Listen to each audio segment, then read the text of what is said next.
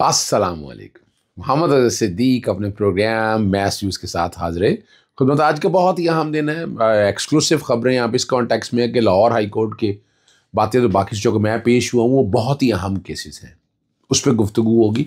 उसमें सबसे पहला केस तो है कि कस्टोडियल टॉर्चर या इमरान खान साहब समेत या बाकी लोगों को जो जेलों में जो सहूलियात दी जाती हैं उसके कॉन्टेक्स्ट में है। बहुत ही अहम केस है ये। फिर लाहौर के सदर शेख इम्तियाज़ महमूद के हवाले से मामला है। फिर ताहियात नाहली वाला मामला है और फिर 14 दिन से 40 दिन का रिमांड है। ये मैं लाहौर हाई कोर्ट के हवाले से मैं आपके सामने। और अगली बात जो है कि आसिफ गफूर के असासे मुंजमद कर देगी, ये खबर चल रही है, डिटेलें आ जाएंगी सारी। और जस्टिस सईद मंसूर अली शाह का जो वो केस था वो ज़रूरत नहीं है डिस्कस करने की, लेकिन चलें फिर भी जो है आर्टिकल 191 के कॉन्टेक्स्ट में थे। फौजी अदालतों में मामला उलझ गया है हुकूमत वक्त के लिए। बुशरा बीवी ने निज़ाम इंसाफ पे बड़े सख्त सवाल उठाए हैं। इमरान खान साहब की चेयरमैन PTI गौहर से मुझे मुलाकात हुई, वो बड़ा वाज़े कह दिया उन्होंने आज फॉर्म 45 और 47 लिए हुकूमत नालायक तरीन है, कोई डील नहीं हो रही, हम अदालतों के सामने खड़े हैं, मुकाबला कर रहे हैं, लड़ रहे हैं और पीछे नहीं हटेंगे। यानी ये बात भी बड़े वाज़े आ गई है। इतना अरसा एस्टेब्लिशमेंट के सामने खड़े रहना ये इमरान की जवामर्दी है, हिम्मत है उनकी कि उन्होंने इस मामले को बड़े आसान तरीके से फेस किया है, ये मानना पड़ेगा। अच्छा, अगली जो बात है वो आसिफ गफूर साहब के बारे में अब बात चल रही है कि असासे मुंजमद कर दिए गए हैं और बैरून मुल्क सफ़र पर पाबंदी आयद कर दी है। और क्या उनके खिलाफ को दायरा तंग किया जा रहा है, ये मुख्तलिफ लोग बात कह रहे हैं, लेकिन अभी तक कोई ऐसी इंफॉर्मेशन आई नहीं है। जनरल फैज़ का बार बार कहा जा रहा है कि उनका सज़ा सुना दी, फैसला हो गया, आगे सज़ा सुनानी है। जनरल फैज़ के एक मामले के बाद तो फिर मामले बहुत से खुलेंगे, यानी एक बुनियाद बन जाएगी, आइंदा दरवाजे फिर बहुत से खुलेंगे। यानी आप जिस तरह मर्जी है, आपने ये अगर करना है तो फिर दरवाजे बंद करना मुश्किल हो जाएगा आपके पास शायद ग्राउंड ना हो कि आप इन चीज़ों को रोक सकें। ये ज़रा सोचने वाली बात है और बहुत ही अहम बात है, इस पर फैसला करना पड़ेगा आपको। और खैबर पख्तूनख्वा के हवाले से कुछ बातें ऐसी कही हैं, मैं उस पर गुफ्तगू अभी नहीं करना चाहता, ज़रूरत नहीं है। सिर्फ जस्टिस सईद मंसूर अली शाह के पर जाने से पहले लाहौर हाई कोर्ट में जो बहुत ही अहम मामले, एक मामला तो मैं आपके सामने मैं रख देता हूँ, वो बहुत ही अहम मामला है। और वो रिपोर्ट जो आज दाखिल की आमना लियाकत के केस के अंदर, उस रिपोर्ट में क्या क्या बातें आई हैं, क्या क्या कुछ हुआ है, ज़रा मैं वो आपके सामने रख देता हूँ। पहली तो बात ज़रा समझनी है, ये रिपोर्ट तकरीबन 16 सफ़ों की रिपोर्ट है और दो बातें आपके सामने रख देता हूँ। डिस्ट्रिक्ट जेल लाहौर के बारे में 6675 कैदी हैं जो, और उसकी सेंक्शन जो 2000 से ज़्यादा लोग रह नहीं सकते वहाँ पर, और 42 कैदी जो हैं वो वफात पा गए हैं। ये 1 जनवरी 2024 से 5 सितंबर 2000। दूसरा, सेंट्रल जेल में 3810 प्रिजनर्स हैं, 2360 की तादाद है, और यहाँ 26 लोग हैं जो 1 जनवरी से लेकर 21 सितंबर तक फौत हुए।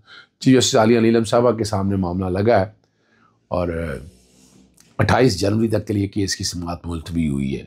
अब इसमें और जो कैदियाँ फौत हुए हैं, तशद्दुद हुए हैं, कोई पता ही नहीं है, कार्डिक अरेस्ट नॉर्मल तरीके से, यानी उनका ह्यूमन राइट्स की वायलेशन इतनी है, आपके रूल्स, प्रिजन रूल्स के मुताबिक उस तरह काम नहीं हो सका। ये वो देखने वाले मामले हैं जो बड़े सीरियस हैं और इन मामलों को बड़ा सीरियसनेस से आपको देखना पड़ेगा, तभी आप मंतकी अंजाम की तरफ पहुंच सकेंगे। ये बहुत ही अहम मामला है। मगर मैं बुनियादी तौर पर यही है कि जो सियासी कैदी रखे हुए हैं, इमरान खान के साथ जो ज़्यादतियाँ की हैं, यानी क्या होता है, नकाब चढ़ाकर आपको जेल पेश किया जाता है, आपको बख्तरबंद गाड़ी में लाया जाता है और जिस तरह की तकलीफ़ें दी जाती हैं अंडर ट्रायल प्रिजनर को, और जो जिनका ट्रायल भी हो गया हुआ है उनके साथ, तो ये इनके राइट्स के लिए मैं कोशिश कर रहा हूँ। Universal declaration of human right की मैंने बात की हुई है, ICCPR की बात की हुई है, नेल्सन मंडेला रूल्स की बात की हुई है मैंने, और कायरो डिक्लेरेशन की बात की हुई है। दूसरा मामला शेख इम्तियाज़ का है, उनके, और ये मैं बड़ा विगरसली इस मामले को लेकर चल रहा हूँ। यानी ये एक FIR की डिटेल के लिए दरख्वास्त देते हैं और हाई कोर्ट को बेवकूफ़ बनाया जाता है। इसमें केस में 2023 में जब फाइल की तो 3 FIR थी, 2024 में दायर किए गई है तो अपना मार्च और अप्रैल के अंदर बताया गया 5 है, 2 छुपाई गई थी। फिर अगस्त में पकड़ लिया गया उनको एक ततीमा बयान में, और ततीमा बयान भी उन्हीं डेटों का है जिन डेटों में ये FIR हुई थी। अब एक और FIR सामने आ गई जो सितंबर की है, जो नई फाइल की है। नई में उन्होंने ये सारी FIR की डिटेल दे दी है, लेकिन ये FIR नहीं। जुल्म देखें आप अंदाज़ा लगाएं यहाँ क्या। और जो जस्टिस इकबाल साहब के पास है, वो एक दरख्वास्त दायर की है, वो शायद सुबह समाअत के लिए आए। उस दरख्वास्त में भी यही मौक़िफ़ इख्तियार किया है कि ये सारी ज़्यादतियाँ हो रही हैं। दूसरा अहम मामला जो है वो 90 दिन का रिमांड, 14 से 40 दिन का रिमांड तोशा खाना में इमरान खान के लिए। यानी 14 दिन का रिमांड, नॉर्मल कानून आज भी 14 दिन का है, इसको 40 दिन कर दिया गया और इमरान खान को तोशा खाना में 36 दिन रिमांड पर रखा गया। 36 दिन रिमांड, सिर्फ पर्सन स्पेसिफिक कानून था, टाइम ही था जस्टिस फारूक अहमद साहब के पास, मुलतवी हो गया। दूसरा ताहियात नायली वाला मामला है, जस्टिस शाहिद, जस्टिस आबिद अजीज शेख और जस्टिस अनवार हुसैन के पास था। आज वहाँ बड़ी वजाहत के साथ बताया कि यहाँ की पार्लियामान ने अपने इख्तियार से तजावुज़ किया है। यानी ताहियात नायली की सज़ा 5 साल करने से पहले ये पार्लियामान कर सकती थी 62(1)(f) के तहत। उसमें सज़ा का तयन जो है ये पार्लियामान का इख्तियार नहीं है, पार्लियामान ने अपने इख्तियार से तजावुज़ किया। इसमें आइन की तरमीम की ज़रूरत थी। उसी तरह से जैसे मिसालें इलेक्शन 90 दिन के अंदर करवाने थे तो डेट देने का इख्तियार जो है वो सदर को और गवर्नर को था सूबाई असम्बलियों के हवाले से, लेकिन वहाँ गया इलेक्शन कमीशन को दे दिया। फिर मखसूस नशिस्तों के हवाले से जो तरामीम की, ये वो है जो सत्यानाश किया इस आइनी निज़ाम का। ये मैं कोशिश करता रहता हूँ। ये गालिबन जनवरी के तीसरे हफ्ते में या 23 जनवरी में, डेट एग्जैक्ट मेरे पास नहीं है, लेकिन उस डेट के लिए केस की समाअत मुलतवी हुई है। अब आपके सामने जो मामला देखना है वो फ़ौजी अदालतों के कॉन्टेक्स्ट में है। वो आप समझ सकेंगे कि फ़ौजी अदालतों में बहुत ज़बरदस्त इंट्रा कोर्ट अपील की समाअत चल रही थी। दलाल के दौरान, समाअत के दौरान वज़ारत दिफ़ा के जो वकील हैं उन्होंने लियाकत हुसैन केस का हवाला दिया और उन्होंने कहा कि सिविल जराइम पर मिलिट्री कोर्ट में सिविलियन के ट्रायल का मुकदमा है। जस्टिस जमाल मंदोखेल ने कहा कि देखना यह है कि किन सिविलियन को किन हालात में ट्रायल हो सकता है। सुप्रीम कोर्ट माजी में करार दे चुकी है कि रिटायर्ड एहलकार सिविलियन होते हैं। जस्टिस जमाल मंदोखेल ने कहा कि आपका सारा इन्हिसार FB अली केस पर है। FB अली केस में रिटायर्ड और हाजिर अफसरान दोनों मुलव्वस थे। जस्टिस जमाल मंदोखेल ने कहा कि मौजूदा केस में किसी फौजी को काम से रोकने और उकसाने का इल्ज़ाम है। क्या फ़ौज के काफिले पर हमला करना भी डिसिप्लिन ख़राब करना होगा? जस्टिस मुसर्रत अली ने कहा कि किसी फौजी का चेक पोस्ट पर सिविलियन से तनाज़ा हो तो क्या ये डिसिप्लिन ख़राब करना होगा? जस्टिस जमाल मंदोखेल का कहना है कि आर्मी एक्ट के तहत तो जुर्म बनेगा जब कोई एहलकार शिकायत करे या मुलव्वस हो। वज़ारत दिफ़ा ने कहा कि फ़ौज का डिसिप्लिन जो भी ख़राब करेगा फ़ौजी अदालत में जाएगा। अदालत ने कहा आर्मी एक्ट का दायरा इख्तियार आप इतना वसी कर रहे हैं, इसमें तो कोई भी आ सकता है। जैसे हसन नज़ीर ने बहुत ज़बरदस्त सवाल उठाए। उन्होंने कहा इस पहलू को मद्देनज़र रखें, FB अली केस जो है ना वो मार्शल दौर का था। जुल्फ़िकार अली भुट्टो उस वक्त सिविल मार्शल एडमिनिस्ट्रेटर थे। जुल्फ़िकार अली भुट्टो को हटाने की कोशिश में FB अली केस बना। मार्शल इस वक्त हुआ जब आइन बना। ख्वाजा हारिस ने कहा कि बात ठीक है, लेकिन अदालती फैसले में एमरजेंसी का नफाज का जिक्र मौजूद नहीं। ख्वाजा हारिस ने कहा किसी फौजी को काम से रोकने पर उकसाने का ट्रायल आर्मी एक्ट के तहत होगा। FB अली केस में जिन अफराद पर केस चलाया वो रिटायर्ड थे। जस्टिस मुसर्रत हलाली साहिबा ने कहा कि कंटोनमेंट में सिपाही का सिविलियन के साथ इख्तलाफ हो जाए तो केस कहाँ जाएगा? वजारत दफा ने इख्तलाफ अलग बात है। Justice Jamal Mandokhel military trial के मामले को बहुत वुसअत दी जा रही है। ये यानी यहाँ बैठकर कन्फाइन करना पड़ेगा। और फिर ये भी सवाल पैदा हुआ कि वो वहाँ तक गए तो रास्ते में रोका क्यों नहीं।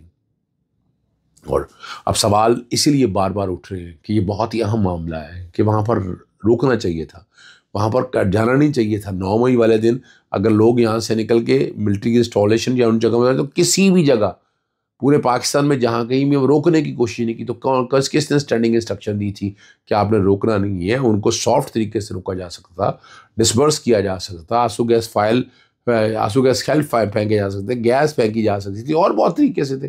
तो ये अब सवाल जब उठेंगे तो जवाब देना उनको पड़ेगा। इस दहशतगर्दी की कोर्ट में बुशरा बीबी थाना रमना में दर्ज रेंजर्स केस में अबूरी ज़मानत जो है 7 फरवरी तक मंजूर कर ली और जज के दरमियान बड़ा ज़बरदस्त मुकालमा हुआ। थोड़ा वक्त लग गया लेकिन कानूनी ज़ाब्ते पूरे किए गए।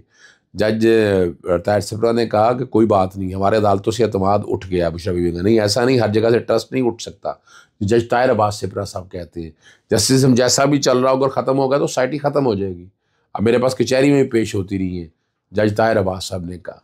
और अब यहाँ इमरान खान और हमारे साथ जो कुछ हो उसके बाद कानून से यकीन ख़त्म हो गया। ट्रायल के दौरान मैंने जजिस को बीमार होते हुए, कांपते हुए देखा। एक जज साहब का ब्लड प्रेशर 200 पर गया, लेकिन उन्होंने हमें सज़ा सुनाई, और वो सुनाई। मुल्क में कानून है लेकिन इंसाफ नहीं। इमरान खान जेल में आइन की बालादस्ती की कैदी हैं।